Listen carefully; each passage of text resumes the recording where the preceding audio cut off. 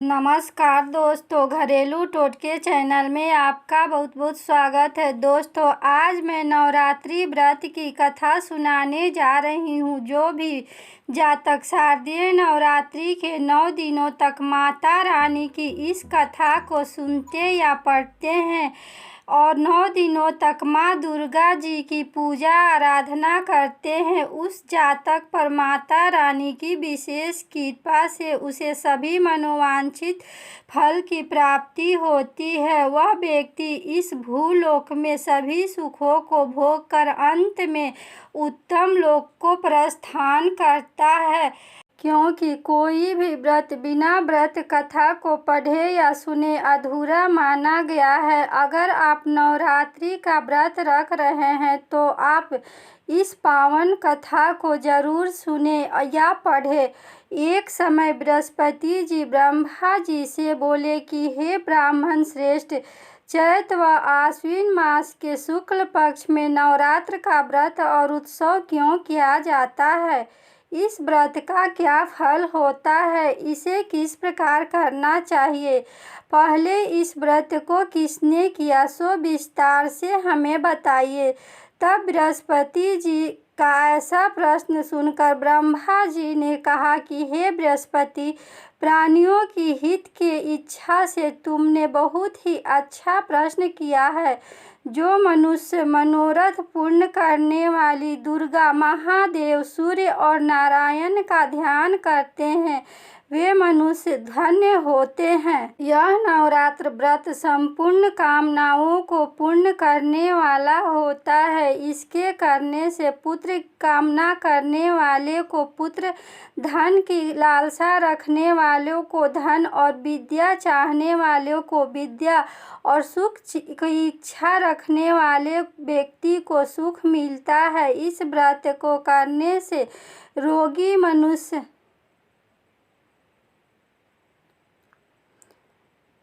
यह नवरात्र व्रत संपूर्ण कामनाओं को पूर्ण करने वाला होता है। इसके करने से पुत्र की कामना करने वाले को पुत्र, धन की लालसा रखने वाले को धन, विद्या चाहने वाले को विद्या और सुख की इच्छा रखने वालों को सुख मिलता है।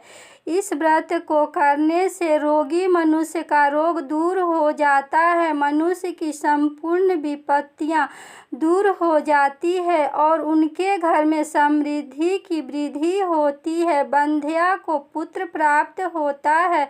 समस्त पापों से व्यक्ति को छुटकारा मिल जाता है और मन का मनोरथ सिद्ध हो जाता है। जो मनुष्य इस नवरात्र व्रत को नहीं करता है वह अनेक दुखों को भोगता है और कष्ट व रोग से वह पीड़ित हो अंगहीनता को प्राप्त होता है। उसके संतान नहीं होती हैं और वह धन्य धान से रहित होकर भूख और प्यास से व्याकुल घूमता फिरता है तथा संज्ञाहीन हो जाता है। जो सधवा स्त्री इस व्रत को नहीं करती हैं वह पति सुख से वंचित हो नाना दुखों को भोगती हैं। यदि व्रत करने वाला मनुष्य सारे दिन का उपवास ना कर सके तो एक समय भोजन करे और 10 दिन बांधवों सहित नवरात्र व्रत की कथा का श्रवण जरूर करे। हे बृहस्पति, जिसने पहले इस महाव्रत को किया है वह कथा मैं तुम्हें सुनाता हूँ, तुम सुनो। इस प्रकार ब्रह्मा जी का वचन सुनकर बृहस्पति जी बोले कि हे ब्राह्मण, मनुष्यों का कल्याण करने वाले इस व्रत के इतिहास को मेरे लिए कहें। मैं सावधान होकर सुन रहा हूँ और मैं आपकी शरण में आया हूँ। तब ब्रह्मा जी बोले कि प्राचीन काल में मनोहर नगर में पीठत नाम का एक अनाथ ब्राह्मण रहता था। वह भगवती दुर्गा का परम भक्त था।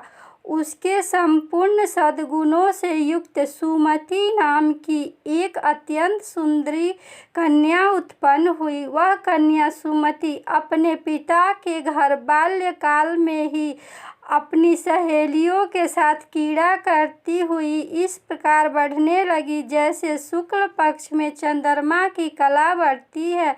उसका पिता प्रतिदिन जब दुर्गा जी का होम और पूजा किया करते थे, वह उस समय नियत समय से वहां उपस्थित रहती थी। एक दिन अपनी सखियों के साथ खेल में वह लग गई और भगवती जी के पूजन में उपस्थित न हुई। उसके पिता को पुत्री की ऐसी असावधानी देखकर बहुत ही क्रोध आया और वह पुत्री से कहने लगी, अरे दुष्ट पुत्री, आज तूने भगवती का पूजन नहीं किया है, इस कारण मैं किसी कुष्ठ रोगी या दरिद्र मनुष्य के साथ तेरा विवाह करूँगा। पिता का ऐसा वचन सुनकर सुमति को बड़ा दुख हुआ और पिता से कहने लगी कि हे पिता, मैं आपकी कन्या हूँ तथा सब तरह से आपके अधीन हूँ। जैसी आपकी इच्छा हो वैसा ही करे। राजा ने कुष्ठी से, दरिद्र से अथवा जिसके साथ चाहो मेरा विवाह कर दो, पर होगा वही जो मेरे भाग्य में लिखा है। मेरा तो अटल विश्वास है, जो जैसा कर्म करता है उसको कर्मों के अनुसार वैसा ही फल प्राप्त होता है, क्योंकि कर्म करना मनुष्य के अधीन है पर फल देना ईश्वर के अधीन होता है।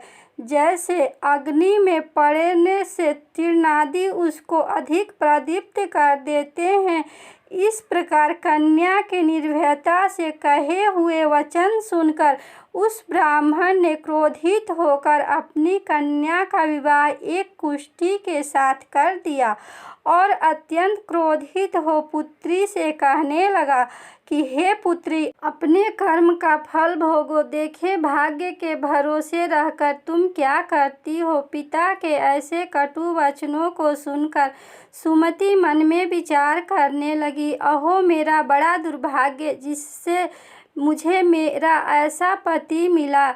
इस तरह अपने दुख का विचार करती हुई वह कन्या अपने पति के साथ वन में चली गई और डरावने कुशायुक्त उस निर्जन वन में उन्होंने वह रात बड़े कष्ट से व्यतीत की। उस गरीब बालिका की ऐसी दशा देख भगवती ने पूर्व पुण्य के प्रभाव से प्रकट होकर सुमति से कहा कि हे दीन ब्राह्मणी, मैं तुमसे अत्यंत प्रसन्न हूँ। तुम जो चाहो सो वरदान मांग सकती हो। भगवती दुर्गा का यह वचन सुनकर ब्राह्मणी ने कहा कि आप कौन हैं और वह सब मुझसे कहें। ब्राह्मणी का ऐसा वचन सुनकर देवी ने कहा कि मैं आदि शक्ति भगवती हूँ और मैं ही ब्रह्म विद्या व सरस्वती हूँ। प्रसन्न होने पर मैं प्राणियों का दुख दूर कर उनको सुख प्रदान करती हूँ। सो हे ब्राह्मणी, मैं तुझ पर तेरे पूर्व जन्म के पुण्य के प्रभाव से अति प्रसन्न हूँ। तुम्हारे पूर्व जन्म का वृतांत सुनाती हूँ, तुम सुनो। पूर्व जन्म में तुम निषाद की स्त्री थी और अति पतिव्रता थी। एक दिन तेरे पति निषाद ने चोरी की। चोरी करने के कारण तुम दोनों को सिपाहियों ने पकड़ लिया और ले जाकर जेल खाने में कैद कर दिया। उन लोगों ने तुमको और तेरे पति को भोजन भी नहीं दिया। इस प्रकार नवरात्र के दिनों में तुमने ना कुछ खाया और ना ही जल पिया। इस प्रकार 9 दिन तक नवरात्र का व्रत हो गया। हे ब्राह्मणी, उन दिनों में जो भी व्रत हुआ, इस व्रत के प्रभाव से मैं बहुत ही प्रसन्न हूँ और मैं तुझे मनवांछित वर देना चाहती हूँ। तुम्हारी जो इच्छा हो सो मुझसे मांगो। इस प्रकार दुर्गा जी के वचन सुनकर ब्राह्मणी बोली कि अगर आप मुझ पर प्रसन्न हैं तो हे दुर्गे, मैं आपको प्रणाम करती हूँ। कृपा करके मेरे पति का कोढ़ दूर करें। देवी ने कहा कि उन दिनों तुमने जो व्रत किया था, उस व्रत का एक दिन का पुण्य पति को कोढ़ दूर करने के लिए अर्पण करो। उस पुण्य के प्रभाव से तेरा पति कोढ़ से मुक्त हो जाएगा। फिर ब्रह्मा जी बोले कि इस प्रकार देवी के वचन सुनकर वह ब्राह्मणी बहुत ही प्रसन्न हुई और पति को निरोग करने की इच्छा से जब उसने तथास्तु कहा, ऐसा वचन कहा कि तब उसके पति का शरीर भगवती दुर्गा की कृपा से कुष्ठ से रहित हो अति कांतिवान हो गया।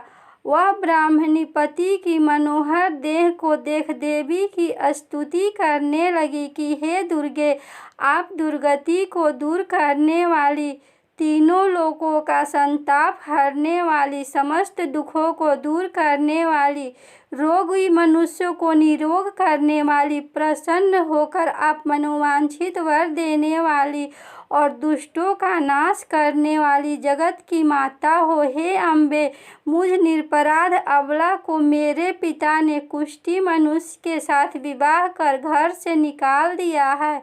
पिता से तिरस्कृत निर्जन वन में विचर रही हूँ।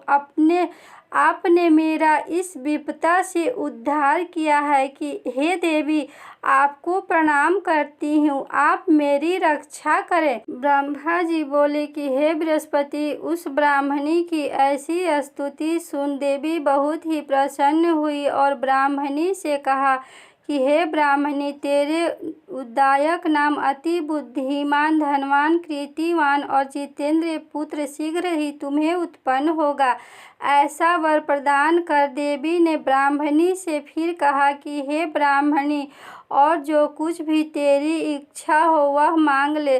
भगवती दुर्गा का ऐसा वचन सुनकर सुमति ने कहा कि हे भगवती दुर्गे, अगर आप मुझ पर प्रसन्न हैं तो कृपा कर मुझे नवरात्र व्रत की विधि और उसके फल का विस्तार से वर्णन करें।